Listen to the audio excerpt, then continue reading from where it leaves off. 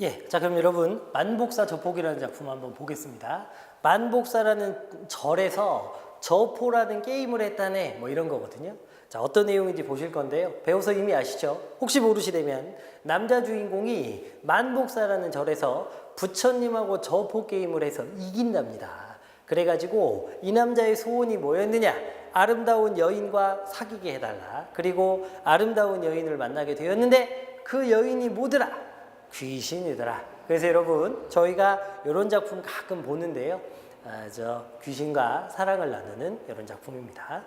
자, 첫째 줄에 보시죠. 남원에 양생이라는 사람이 있었다. 여러분 남원에다가 밑줄 그어 보시고 요거는 지금도 있지요. 전라북도 지역에 가면 있잖아요. 그러니까 실제 지명이 들어가면 어떤 효과가 생기느냐? 사실성을 부여하는 효과가 생깁니다. 사실성 부여. 양생이 주인공이죠. 어린 나이에 부모를 여의고 만복사 동쪽에서 혼자 살았다. 부모님도 안 계시고 혼자 살았으니까 더 외로움이 클 수 있죠.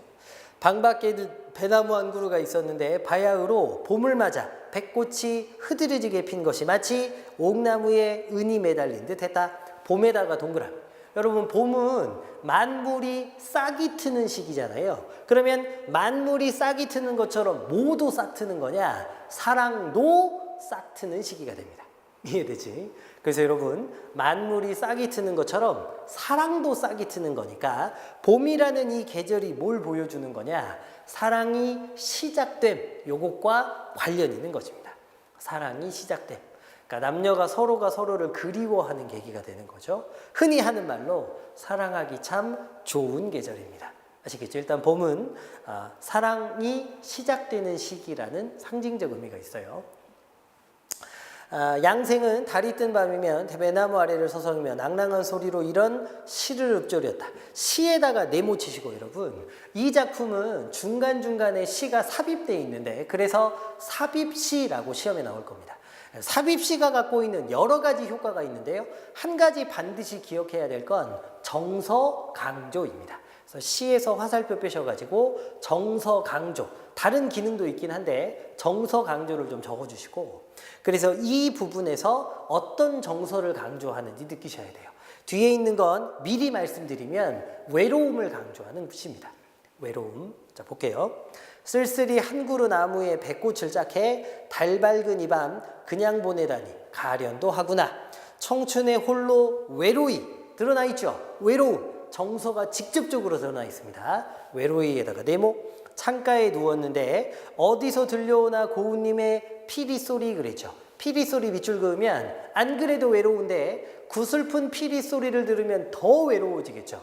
정서를 심화시키는 녀석입니다. 정서 심화. 흔히 객관적 상관물이라고 부르는 그거지. 정서 심화.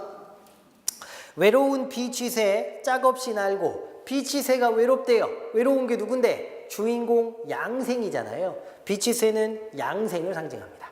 그 다음 짝잃은 원앙새 짝을 잃고 혼자 있는 원앙새도 당연히 양생을 상징하겠죠. 원앙새도 양생. 맑은 강에 몸을 씻네 그랬어요. 내 인연이 어디에 있을까? 바둑알로 맞추어 보고 등불로 점을 치다 시름 겨워 창에 기대네. 마지막 두 줄은 큰 괄호로 이렇게 묶어보시면 인연이 어디에 있을까? 바둑알로도 맞춰보고 등불로도 점을 친다 그랬는데요. 여기서 우리가 느껴지는 것은 이 사람 일이 앞으로 어떻게 될 것인지 점 보는 거 엄청 좋아하는 사람이잖아. 그래서 여기서 확인할 수 있는 거 하나만 적어주세요. 뭐냐? 우연을 중시하는 양생의 운명관. 우연을 중시하는 양생의 운명관. 이게 점을 친다는 것은 우연을 중시하는 주인공의 운명관, 양생의 운명관을 확인할 수 있습니다. 자, 그 다음 보세요. 시를 다 읊고 나자 문득 공중에서 말소리가 들렸다. 공중에서 말소리가 들렸다. 밑줄. 여러분 어떻게 하늘에서 말소리가 들립니까? 이거 현실적으로 말이 안 되죠. 이거를 전기적이라고 합니다. 전기적. 비현실적이라는 거죠. 말이 안 되는 거. 전기적. 적어두시고. 네가 좋은 배필을 얻고 싶구나. 그렇다면 근시할 것 없느니라. 양생은 이 말을 듣고 내심 기뻐했다. 아이고 공중에서 답이 왔어요. 이튿날은 3월 24일이었다. 여러분 이튿날에다가 네모치시고 첫째 날, 둘째 날, 셋째 날 시간의 흐름에 따라서 소설이 흘러가죠. 요거 순행적 구성이라고 합니다. 순행적 구성. 이날 만복사회에서 연등회를 열어가지고 복을 비는 게 이 고을의 풍속이었다. 남녀가 운집해가지고 모여들어가지고 저마다의 소원을 빌더니 날이 저물자 연불 소리가 그치며 사람들이 돌아갔다. 그러자 양생은 소매에서 저포, 저희가 아까 저포 이게 게임이라 그랬죠. 그 저포라는 도구를 꺼내가지고 불상 앞에 던지면서 이렇게 말을 했어요. 제가 오늘 부처님과 저포놀이로 내기를 해볼랍니다. 제가 진다면 법회를 베풀어 부처님께 공양을 올리겠지만 만약에 부처님이 진다면 미녀를 점지해 주셔가지고 제 소원을 이루어지도록 해주셔야 됩니다. 이렇게 기도를 하고 저포놀이를 시작했는데 결과 양생이 승리했대요. 그러자 양생은 불상 앞에 꿇어앉아 이렇게 말합니다. 승부가 결정됐으니 절대 약속 어기시면 안 됩니다. 그리고는 불상 앞에 놓인 탁자 밑에 숨어가지고 부처님이 어떻게 약속을 지켜줄지 기다려보았다. 이윽고 아리따운 여인 한 사람이 짠나고 등장합니다. 나이는 15이나 16쯤 되어 보였다. 너무 어리네. 네, 옛날이니까. 머리를 곱게 다 내렸고 화장을 10개 했는데 용모와 자태가 곱디고 온 것이 마치 하늘의 선녀나 바다의 여신과도 같아 바라보고 있자니 위엄이 느껴졌다. 여러분 그 옛날에 쓰여진 소설에 보면 남자 주인공이나 여자 주인공의 경우 엄친아 캐릭터가 많지. 그러니까 공부도 잘해, 외모도 뛰어나, 운동도 잘해, 음악도 잘해, 노래도 잘해, 막 이런 거 있잖아요. 지금 여기 보면 외모가 인간의 모습이 아니잖아요. 너무너무 뛰어나고 아름다운 모습이 등장했는데 요게 고전 소설에 등장하는 대표적인 주인공들의 모습이죠. 이럴 때 이 인물을 어떤 인물이라고 하냐면 제자 가인형 인물이라고 합니다. 제자, 제는 아이 제자야.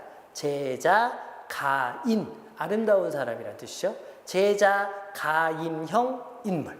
그래서 여기 등장하는 여인도 뭐 하나 부족할 게 없는 제자 가인형 인물입니다. 여인은 기름이 든 병을 들고 들어와 등잔에 기름을 부어놓고 향로에 향을 꽂은 뒤에 부처님 앞에 3번 절하고 꿇어앉더니 한숨을 쉬며 이렇게 말했습니다. 운명이 어쩌면 이리 기박한가. 그러더니 품속에서 뭔가 글이 적힌 종이를 꺼내 탁자 앞에 바쳤다. 그 내용은 다음과 같았다. 아무 고을 아무 땅에 사는 아무개가 아래입니다. 그래놓고 지난날 변방방어에 실패한 탓에 왜구가 침략했습니다. 일본 놈들이요. 창과 칼이 난무하고 위급을 알리는 봉화가 몇 해나 이어지더니 가오깁을 타고 인민들이 노략질 당했습니다. 이리저리 달아나 숨는 사이에 친척이며 하인들이 모두 흩어져 버렸습니다. 저는 연약한 여자인지라 멀리 달아나지 못하고 규방, 여인들의 방을 규방이라 그랬죠.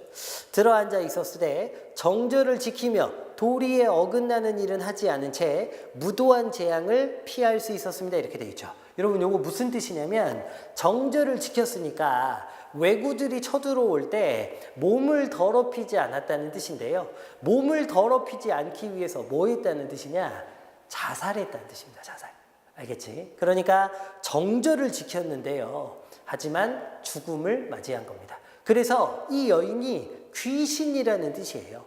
물론 이것만 가지고 지금 이 부분까지는 확인할 수 없지만 뒷부분을 보면 더 명확해지죠. 어쨌든 이 여인은 귀신이고 이 구절의 뜻은 정절을 지키기 위해서 자결했다는 뜻입니다. 자, 특별히 여러분 이 작품 안에서 유교나 불교, 도교 같은 당시의 주요 종교가 어떻게 녹아 있는지를 체크하셔야 되는데 만복사라는 절에서 부처님하고 저포놀이를 했다는 것 자체가 절, 부처님, 기본적으로 불교가 바탕에 깔려 있죠. 근데 여자가 이렇게 정절을 목숨보다 중시하는 것은 유교랑 관련되어 있는 거니까요. 이 부분은 유교랑 관련된 부분입니다. 자, 그 다음 부모님은 여자가 절개 지키는 일을 옳게 여기셔서 외진 땅 외진 곳 풀밭에 임시 거처할 곳을 마련해 주시어 제가 그곳에 머문 지도 이미 3년이 되었습니다. 요거는 무슨 뜻이냐? 죽었대니까. 죽었잖아요. 임시 거처는요, 상황이 안 좋으면 무덤을 이렇게 제대로 매장하지 못하고 임시로 요거를 가매장한다는 건데요. 가매장해 주었다는 뜻입니다. 그리고 가 매장된 지 3년 됐다는 뜻이에요. 죽은 지 3년 된 거죠. 알겠지? 가을 하늘에 뜬 달을 보고 봄에 핀 꽃을 보며 헛되이 세월 보냄을 가슴 아파하고 떠가는 구름처럼 흐르는 시냇물처럼 무료한 하루하루를 보낼 따름입니다. 텅 빈 골짜기 깊숙한 곳에서 기구한 제 운명에 한숨 짓고 좋은 밤을 홀로 지새우며 오색 찬란한 난새가 혼자서 추는 춤에 마음 아파합니다. 날이 가고 달이 갈수록 제 넋은 녹아 없어지고 여름발 겨울마다 애간장이 찢어집니다. 바라옵나니 부처님이여 제 처지를 가엾게 여겨주세요. 제 앞날이 이미 정해져 있다면 어쩔 수 없겠으나 기구한 운명일망정 인연이 있다면 하루빨리 기쁨을 얻게 하시오. 제 간절한 기도를 저버리지 말아주세요. 여러분, 저포 게임에서 양생이 이겼죠. 그래갖고 여인을 부처님이 주기로 했잖아요. 그런데 아름다운 여인이 나타나가지고 저한테도 짝을 좀 맺어주세요. 요 기도를 하고 있으니까 양생 입장에서는 이 여자구나 싶겠죠. 심지어 엄청 예쁘잖아요. 그러니까 이제 요 뒤에 뛰쳐나가서 사깁시다. 요게 이어지게 됩니다. 어쨌든 여러분, 이 여인도 기구한 운명일망정 인연이 있다면 만나게 해달라 그랬잖아요. 이 여인의 운명관도 뭐냐? 운명론적 세계관. 알겠지? 운명론적 세계관. 내지는 뭐 운명론적 가치관, 숙명론적 가치관 다 좋습니다. 이 여인도 운명을 중시하는 사람이에요. 알겠지? 양생과 좀 비슷하죠. 여인은 소원이 담긴 종이를 던지고 목매어 슬피 울었다. 양생이 좁은 틈 사이로 여인의 자태를 보고는 정을 억누르지 못하고 나쁜 놈 새끼죠. 16 막 어린애인데 옛날이니까 정을 억누르지 못하고 뛰쳐나가 이렇게 말했다. 좀 전에 부처님께 글을 바친 건 무슨 일 때문입니까? 양생이 종이에 쓴 글을 읽고는 얼굴에 기쁨이 가득한 채 이렇게 말했다. 기쁨이 가득한 이유 알죠? 그녀도 남자가 필요하고 나도 여자가 필요하니까 잘 됐구나 싶은 거죠. 그대는 어떤 사람이기에 혼자서 이곳에 오셨어? 연인이 대답했다. 저 또한 사람입니다. 무슨 의심할 것이 있는지요? 그랬죠. 여러분, 요거는 학교마다 좀 다르긴 한데요. 일반적으로 이 여자가 귀신이잖아. 근데 나도 사람이에요. 밑도 끝도 없이 그러잖아. 요거는 자격지심. 자기가 찔려서 그럴 수 있거든요. 속담 중에 이런 속담이 있어요. 적어보세요. 도둑이 제발 저린다. 도둑이 제발 저린다. 그러니까 귀신이니까 괜히 누가 묻지도 않았는데 저도 사람이에요. 무슨 의심할 게 있으십니까? 뭐 이렇게 나오는 거죠. 그대가 좋은 배필을 얻을 수 있다면 그뿐 제 이름을 물을 것까지야 있을까요? 이처럼 성급하시다니요. 이름도 묻지 마시라는 거죠. 당시 만복사는 쇠락한 상태여서 이곳의 숙녀들은 한쪽 모퉁이 방에 거주하고 있었다. 대웅전 앞에는 행랑만이 쓸쓸히 남아있었고 행랑 맨 끝에 나무 판자를 붙여 만든 좁은 방이 하나 있었다. 양생이 여인을 부추켜 함께 그 방으로 들어가고자 하자 여인도 그다지 어려운 기색이 아니었다.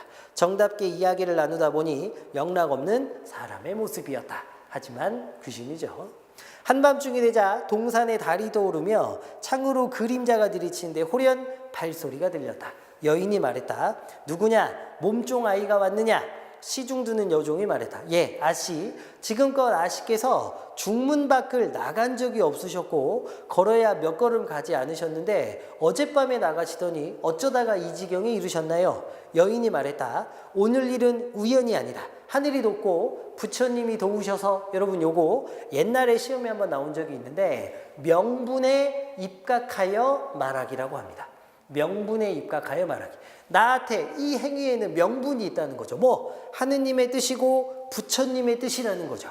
명분에 입각하여 말하기. 이처럼 좋은 님을 만나 100년 해로하게 되었구나. 부부가 되게 되었구나. 부모님께 말씀드리지 않고 혼인하는 건 예에 어긋나는 일이지만 훌륭한 분과 잔치를 벌여 논의는 것 또한 평생토록 일어나기 어려운 기이한 일이 아니겠니? 집에 가서 자리를 가져오고 술상을 봐오너라 그랬어요. 시중드는 여종이 여인의 명에 따라 갔다 와서는 뜰에 자리를 깔았고 사경 가까운 시각이었는데 사경은 여러분 2시 정도 되거든요. 새벽. 옛날에 요때 술 먹는 건 별로 없거든요. 이것도 좀 특이하긴 합니다. 뭐 귀신이니까. 펴놓은 술상은 수수하니 아무런 무늬 장식도 없었으나 술에서 나는 향기는 진정 인간 세계의 것이 아닌 듯했다. 그건 밑줄. 술에서 나는 향기는 인간 세계의 것이 아니다. 이거 역시 뭡니까? 여인이 귀신이라는 것을 보여주는 거죠. 여인이 귀신임을 보여준. 이승의 사람이 아니라는 걸 보여주는 거예요. 양생은 비록 의심스러운 마음이 없지 않았지만 담소와는 맑고 고운 모습이며 여유로운 태도를 보고는 필시 귀한 댁 처자가 담장을 넘어 나온 것이라 생각하며 더 이상 의심하지 않았다. 여인이 양생에게 술잔을 건네더니 시중드는 여정도로 노래를 한 곡 불러보라 하고는 양생에게 이렇게 말했다. 이 아이가 옛날 곡조를 잘 부른답니다. 제가 노랫말을 하나 지어 부르게 해도 괜찮을까요? 양생이 흔쾌히 허락하자 여인은 노래 한 곡조를 지어가지고 여종에게 노래하게 했다. 그 노래는 다음과 같았다. 여러분 착각하시면 안 돼요.